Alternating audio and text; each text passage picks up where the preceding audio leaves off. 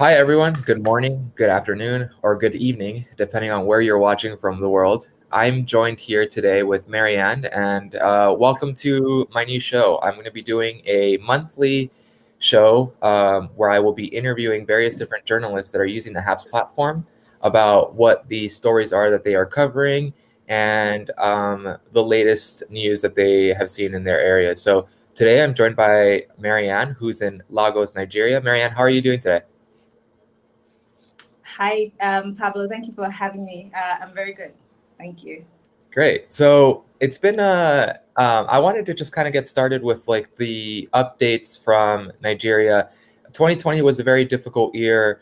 I know that you all had a very intense last quarter to the news, right? You had, why don't we get started with the End SARS movement that started in around October? What was the story there, and how did you go about covering that?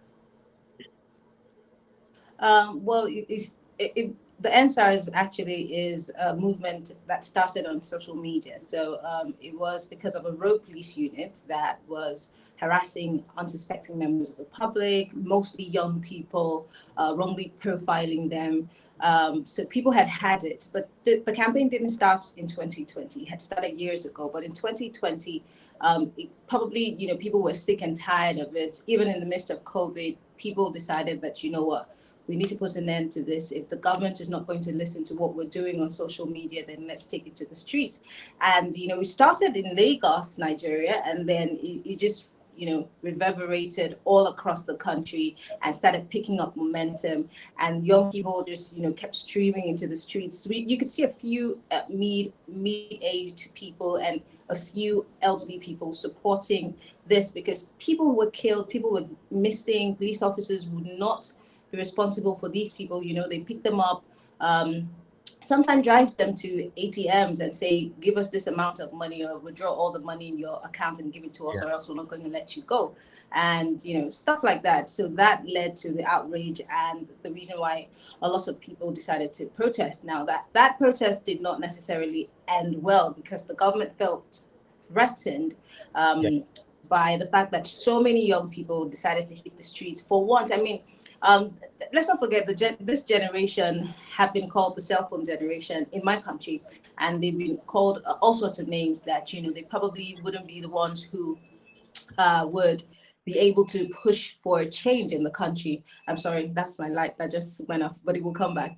And so people were worried that this generation would not be able to step up to government, but it did happen, and young people stood up to the government. Then something really bad happened on the 20th of October, where soldiers went to a Lekki toll, which is like a toll area in Lagos Island, where young protesters were camped day in, day out. Apparently, soldiers came there and started shooting. Till today, I tell you, Pablo, we still haven't been able to get to the bottom of this. We still haven't been able to get justice for the people who were killed, people who were shot at, the people who cannot walk today, people who, probably have lost a limb because of what happened at Lekito. There's still some form of committee that the government put together to hear people's complaints and listen to what people had to say as a result of what happened at the Lekki toll. I remember that the whole country, the whole world, apparently was shook by that story. A particular person became famous from that night, a DJ, a female DJ from Nigeria. Her name is, yeah, a female DJ from Nigeria. Her name is DJ. Oh my goodness, her name fails me. Anyway, she was the only person who had a phone that was working. She had internet and she was able to record everything that was happening live, though the lights were turned off, though they said the cameras were not on. But she had her cell phone and she recorded in real time what was happening, even though the government of Nigeria till today still have been denying that such happened. Later on, with the UN, was Amnesty International, people pushing foreign media. In fact, CNN got entangled in this Yeah. particular story, so much so that the government said that they were going to call CNN to justice for trying to paint the government and soldiers in a bad light. But hey, all of that just ended and fizzled out. But CNN was able to give us a detailed report as to what happened, trace some of the victims of these bullets and gunshots by soldiers. And till tomorrow, the process is still on social media. The young people are re-strategizing, saying, look, we cannot be paying our taxes for police officers to protect us. And then, they're Yeah. killing us, they're killing our young people. And even when we hit the streets to protest, you still shoot at us. So, of course, it's an ongoing process. It's not going to stop today. They're doing it on social media. And let's not forget that particular protest did not just talk about police brutality, but it went on to ask for good governance instead of asking for accountability from governments, which led to, the reactions that we got. Pablo. Yeah. So where is the movement now? I know there's been a lot going on since then, and there's been a lot of calls for change. But what has actually resulted since then? Has there been any changes in the government or in the policing? I really want to say that something had happened. The police released all kinds of reports. The police chief said at some point that, oh, we were going to reform the police. And the reform that we saw, it would amaze you, was that they changed the name of that same road police team to SWAT. And Nigerians started kicking against it, that we're not asking you to change the name of these people because it's the same people who are going to be in that unit. Why do you not take these men for some form of examination? The ones who have been found guilty of harassment, of indiscipline, make sure that they face some form of justice, and then reform all the police officers and let there be a change. Let people see that the police is changing and the police is for us and not against us. But that wasn't really done. The police also released a communique saying that they were going to try as much as possible to deal with Nigerians a certain way. There was a police conduct, a code of conduct that was also released. But the truth is, Pablo, a month down the line, I have a video on my Instagram page posted right in front of my office, where two police officers were harassing. In fact, they brutalized the young man who was passing by. Apparently, he saw them harassing, I think, a taxi driver, and he just said to them, "Oh, you guys have started again," and he was pummeled right in the middle of the road. So the police hasn't really changed, and the government seems not to, be doing anything about it. Instead, the government has had labeled all of the protesters and the people who were, clamoring for this change as terrorists, as bandits. They gave us all kinds of names, and I tell you what, the people who were in the forefront of this fight, most of them, they got their bank accounts frozen. A couple of them were arrested and then released. So it makes us really wonder if the government is for us, if the police is supposed to protect and serve, or rather be shooting at us, killing us, and taking our monies.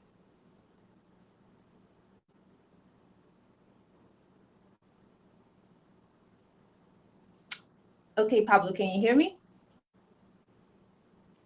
Sorry, I had my microphone muted. As a journalist, did you ever feel any of this pressure from the government because you were covering the events and the movement? Did you ever feel any sort of like they were looking out for you as a journalist, or was it okay for you to be reporting? Well, we all took precautionary measures because we were having phone calls and text messages that felt like people were trying to trace us or track us.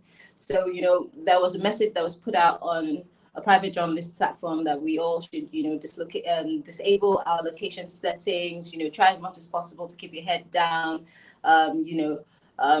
Don't be caught in a place where anybody can get to you. So what we did, we just covered our tracks, because for someone like me, I was at the venue of the protest one day, and the rest of the time I was on social media.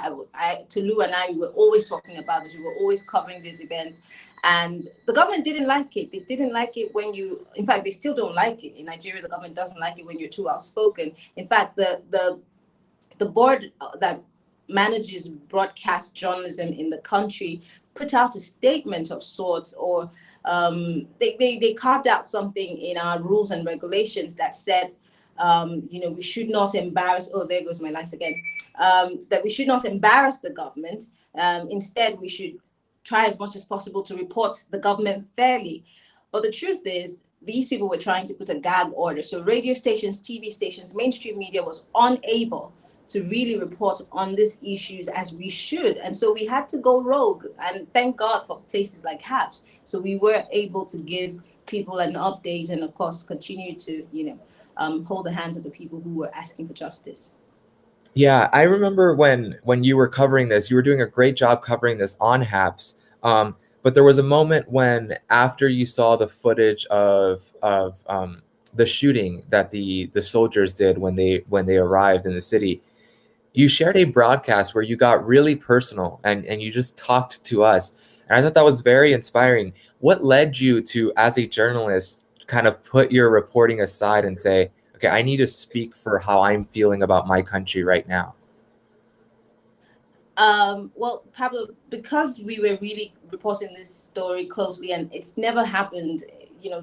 What we saw on October 20th is something that has never happened in the history of Nigeria, where people were, outrightly shot at by soldiers, by officers of the Nigerian army. I mean, it had never happened, and we saw on live stream, how a young man died while they were trying to bring out the bullets from his legs.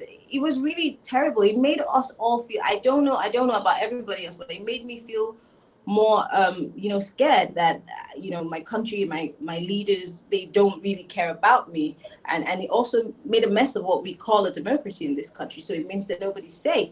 And so I thought that it was okay for me at that point to, wake people up to what's really happening in the country. Because if it is a democracy, then one of the major tools of a democracy is that you have a right to protest. But if you're not allowed to protest, then we are not in a democracy. And so why do we call it a democracy? Of course, people will feel threatened. I did feel threatened.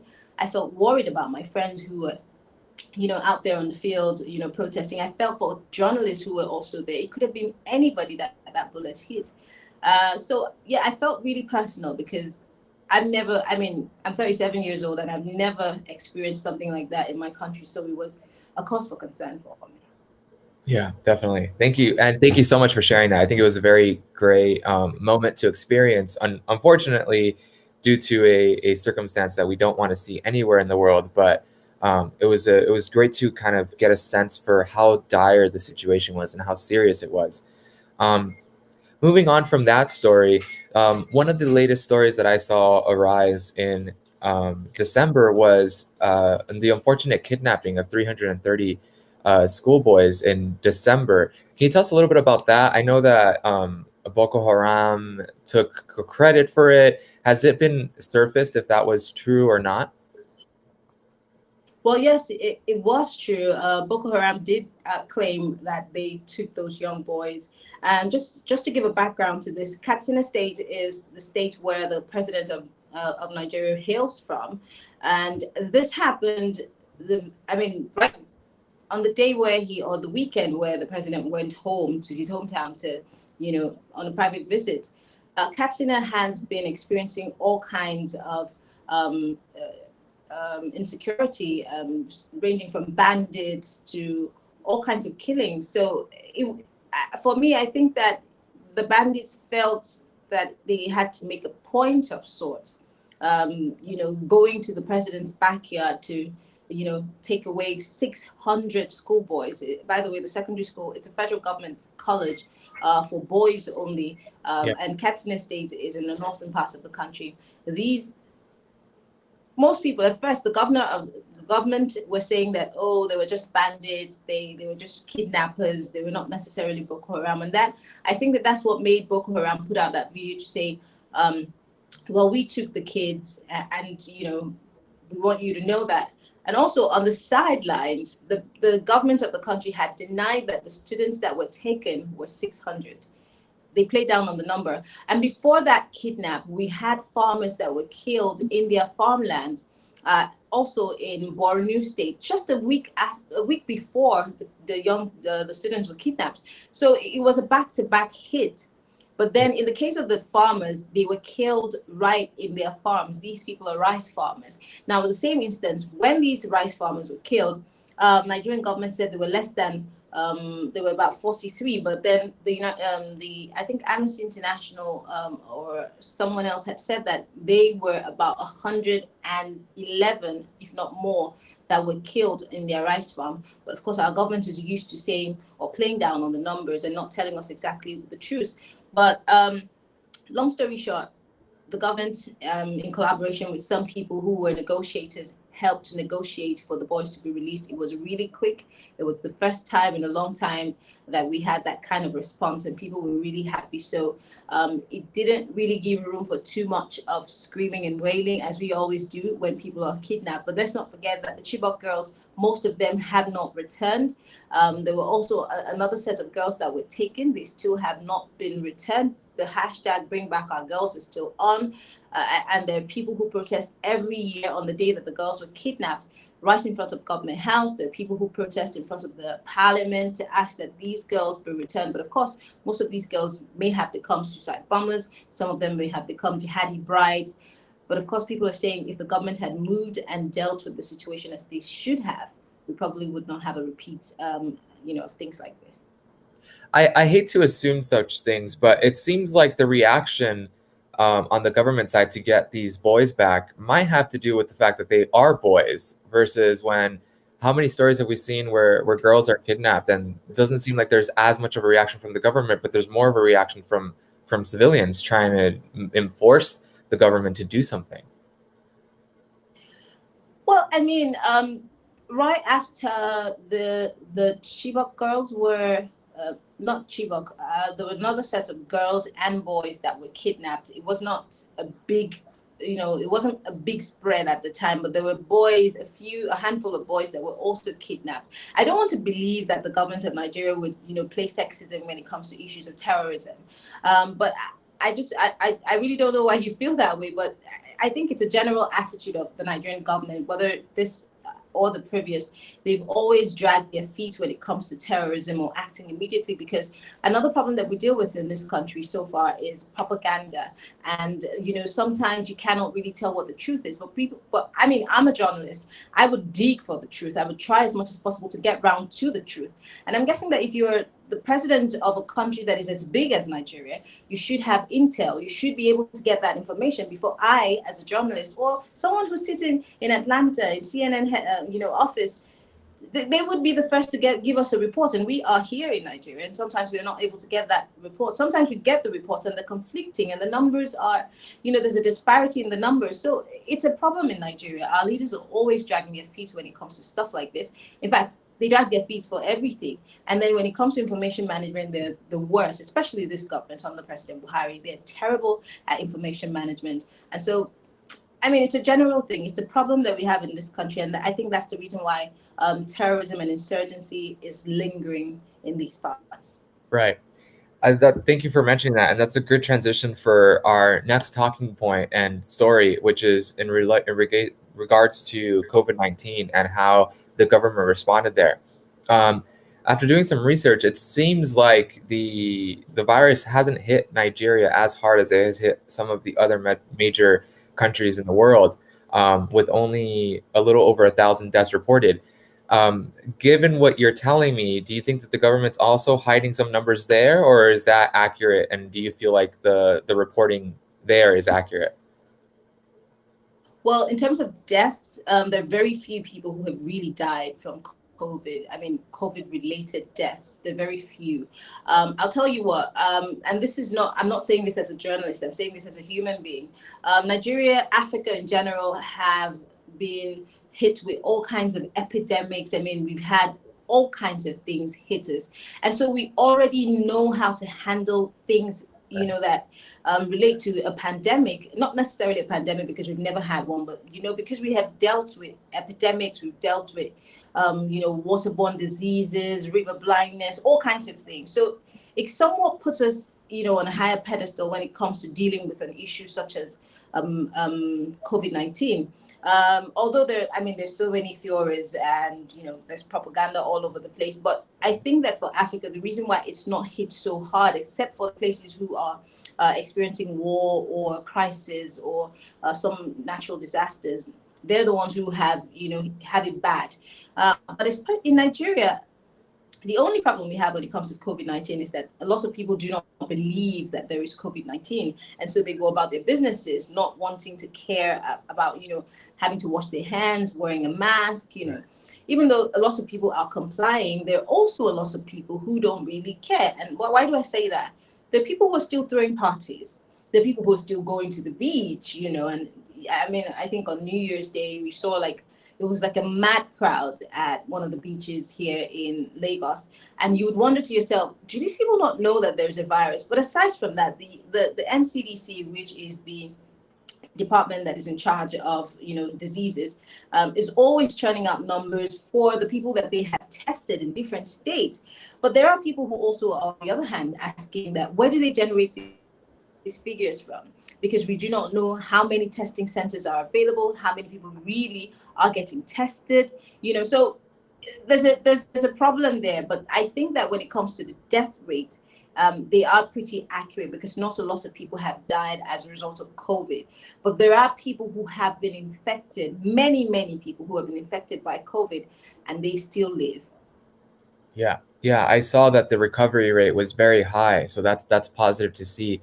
Um, in regards to the government response when the pandemic first kind of touched down in Nigeria, what was the reaction? Was there lockdown? Was there any sort of mass, stay at home, shelter at home, or was it fairly, I know here in the United States we often get the finger pointed at us for our government's reaction to the virus and the misinformation spread and how that has caused us to be the number one country for cases and deaths, unfortunately.